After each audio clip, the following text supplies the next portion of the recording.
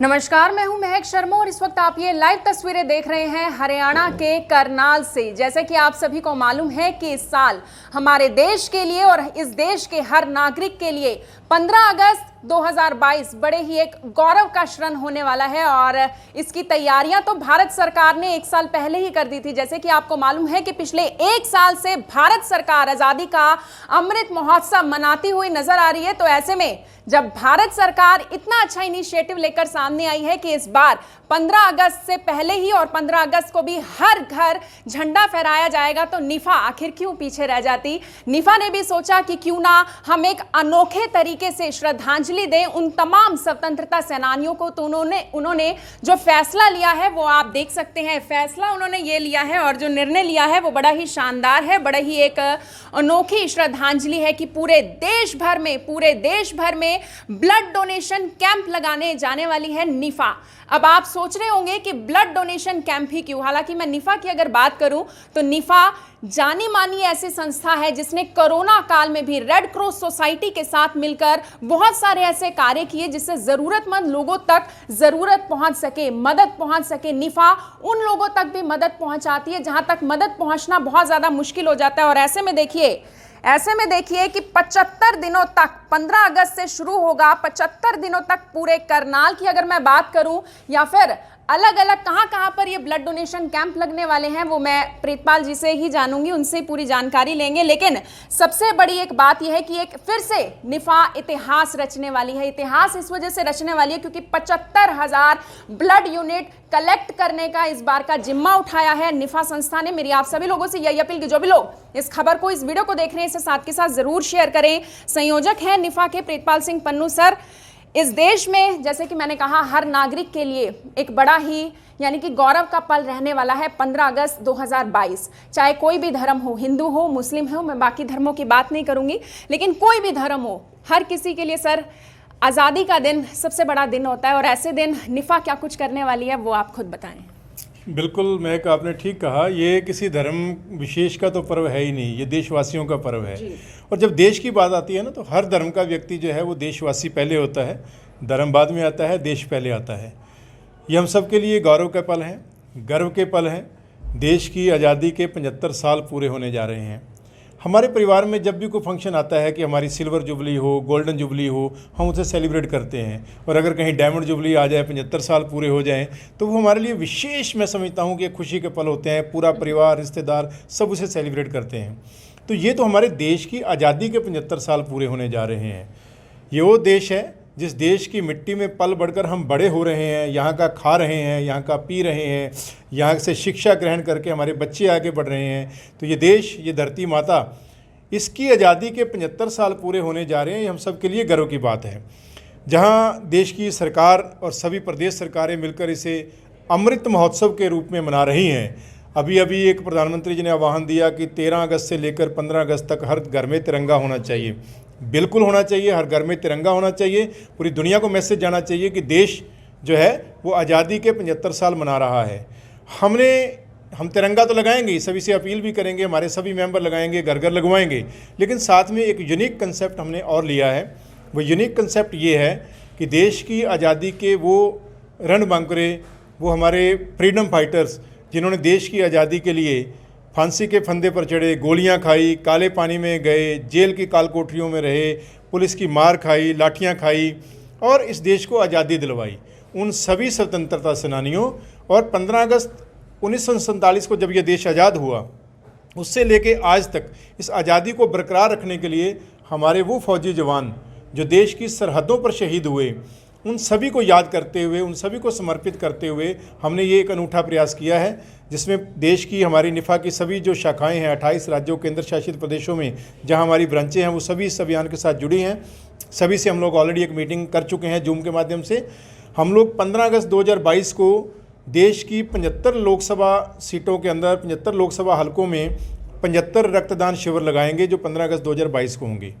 करनाल लोकसभा क्योंकि निफा का हेडक्वार्टर है, यहाँ पर 75 दिन लगातार रक्तदान शिविर चलेंगे। डेली एक blood donation camp Karnal Lok Sabha में होगा, जिसमें करनाल और पानीपत आता है, जो लगभग 29 अक्टूबर तक डेली चलने वाला है, 15 अगस्त 2022 से शुरू होकर। हरियाणा में हम लोग 75 कैंप लगाएंगे और पूरे देश में 75 दिनों में 750, 75 को 10 से गुना कर लीजिए, 10 गुना करके 750 रक्तदान शिविर पूरे देश में लगाए जाएंगे 75 दिनों के अंदर। और इन सभी शिविरों से 75,000 यूनिट रक्त इकट्ठा करके जो थैलीसीमिया के पेशेंट हैं उनके लिए, या जो हमारे आर्मड फोर्सेस के ब्लड बैंक हैं, जो फौज के ब्लड बैंक हैं, उनके अंदर कंट्रीब्यूट किए जाएंगे। ये एक प्रयास है रक्त के माध्यम से स्वतंत्रता सेनानियों को और महान हमारे जो फौजी शहीद हैं उनको श्रद्धांजलि देने का और देश की स्वतंत्रता के उत्सव को सेलिब्रेट करने का ये निफा करने जा रही है। निफा की तरफ से जब भी कोई भी प्रयास किया जाता है, कोई भी इनिशिएटिव लिया जाता है, तो वो हर बार सक्सेसफुल जरूर होता है। लेकिन लोग अब इन ब्लड डोनेशन कैंप से जुड़ेंगे कैसे, कहाँ से लोग पहुंच सकते हैं और कौन कौन लोग सर ब्लड डोनेट कर सकते हैं, ये अपने आप में एक बड़ा सवाल है। ये बहुत बड़ा सवाल है और इससे ये वाला अभियान की जरूरत क्यों पड़ी। सेलिब्रेशन के और भी तरीके हो सकते थे, रैली निकाली जा सकती थी, तिरंगा यात्राएं निकल रही हैं, हम भी उसके अंदर शामिल होंगे, और भी निकाली जा सकती थी। हमने ये वाला इनिशिएटिव क्यों लिया, ये समझना जरूरी है। ये इनिशिएटिव इसलिए लिया क्योंकि आज़ादी के 75 साल पूरे हो चुके हैं। आज हमारी आबादी 140 करोड़ को पार कर चुकी है। ऑन एंड एवरेज हम लेके चलें तो लगभग 100 करोड़ की आबादी ऐसी है जो ब्लड डोनेट कर सकती है। वो उस एज ग्रुप में आती है जिस एज में, क्योंकि 18 साल से लेके 65 साल तक का पुरुष और 18 साल से लेके 60 साल तक की महिला अगर वो स्वस्थ है तो रक्तदान कर सकती है। तो हम ये लगा के चलें कि 100 करोड़ की आबादी में से 25% लोग ऐसे होंगे जो हेल्थ इश्यूज़ के कारण ब्लड डोनेट नहीं कर सकते, तो भी 75 करोड़ लोग ब्लड डोनेट कर सकते हैं। एक स्वस्थ व्यक्ति साल में 4 बार कर सकता है, तो 75 करोड़ व्यक्ति अगर साल में 4 बार करें तो 300 करोड़ यूनिट रक्त इकट्ठा होना चाहिए। हमारी पूरी ज़रूरत देश की 30 करोड़ यूनिट की है, लेकिन 30 करोड़ भी पूरी नहीं होती। हर साल लगभग 12 से 15 करोड़ यूनिट रक्त जो है वो कम रह जाता है। तो ये बहुत बड़ी चिंता की बात है कि 300 करोड़ रक्त इकट्ठा हो सकता है और हम 30 करोड़ की जो ज़रूरत है उसे भी पूरा नहीं कर पाते। कहीं ना कहीं युवाओं के अंदर अवेयरनेस की कमी है, कहीं ना कहीं उनको ब्लड डोनेट करने को लेकर बहुत सी भ्रांतियां मन में है कि कमजोरी आ जाएगी, ये होगा, इस प्रकार की बहुत सी भ्रांतियां हैं। उन भ्रांतियों को इस अवेयरनेस कैंपेन के माध्यम से दूर किया जाएगा और युवाओं को विशेष रूप से ये बताया जाएगा कि ब्लड डोनेट करने से ना केवल आप दूसरों की जान बचाओगे, अपना भी स्वास्थ्य अच्छा रखोगे। ये मेडिकली प्रूवन है कि रेगुलर ब्लड डोनर जो है उसको हार्ट अटैक का खतरा कम रहता है, उसको लीवर कैंसर का खतरा कम रहता है, उसको जॉन्डिस का खतरा कम रहता है, उसके ब्लड सेल जो है वो चेंज होते रहते हैं, शरीर उसका ज़्यादा स्वस्थ रहता है। ये सभी चीज़ें जो अवेयरनेस की हैं, इसको लेकर हम लोगों के बीच में जाएंगे। कोई भी संस्था इस अभियान के साथ जुड़ सकती है। जो भी संस्था निफा की ब्रांचें तो करेंगी, अगर कोई और भी संस्था जुड़ना चाहती है, हर उस संस्था को जो इसके साथ जुड़ रही है उनको 1 नवंबर 2022 को जब हरियाणा डे होगा उस दिन विशेष रूप से एक राष्ट्रीय स्तर के अवार्ड के साथ हम लोग सम्मानित करेंगे, क्योंकि वो एक अच्छे अभियान का हिस्सा बन रहे हैं। तो आप देख सकते हैं यहाँ पर तमाम निफा के और भी मेंबर्स यहाँ पर मौजूद हैं। परवेश गाबा जी भी हैं। सर, यंगस्टर्स से क्या कुछ मैसेज उन्हें देना चाहेंगे और क्या अपील करना चाहेंगे ज़्यादा से ज़्यादा संख्या में यहाँ पर पहुँचे ब्लड डोनेशन कैंप में? जैसे कि सर ने कहा कि एक जो हेल्दी व्यक्ति है, कोई भी हो, चाहे महिला हो, पुरुष हो, या फिर यंगस्टर्स की, मैं युवाओं की क्यों ना बात करूं, तो वो साल में 4 बार रक्तदान कर सकते हैं। बिल्कुल कर सकते हैं जी। अभी जो लास्ट ईयर निफा ने जो इनिशिएटिव लिया था तो पूरे देश के अंदर 1500 रक्तदान शिविर लगाए गए थे। तो इसमें हम देखा गया कि काफ़ी लोगों ने बढ़ चढ़ कर हिस्सा लिया। 1 लाख से ऊपर युवाओं ने रक्तदान किया।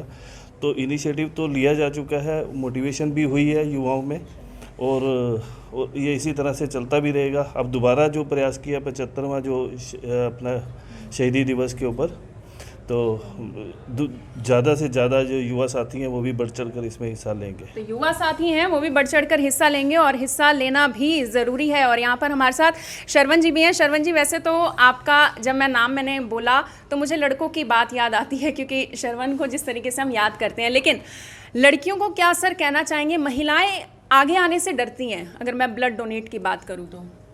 देखिए, बिल्कुल आप ठीक कह रहे हैं। ये एक भ्रांति है समाज में कि महिलाओं को रक्तदान नहीं करना चाहिए या कुछ भी ऐसा, लेकिन ऐसा नहीं है। अब धीरे धीरे जागरूकता आ रही है, महिलाएं भी रक्तदान के क्षेत्र में आगे आ रही हैं। निफा द्वारा पहले भी हमारे कई महिला विंग द्वारा रक्तदान शिविर लगाए जा चुके हैं और आगे भी निरंतर जारी रहेंगे।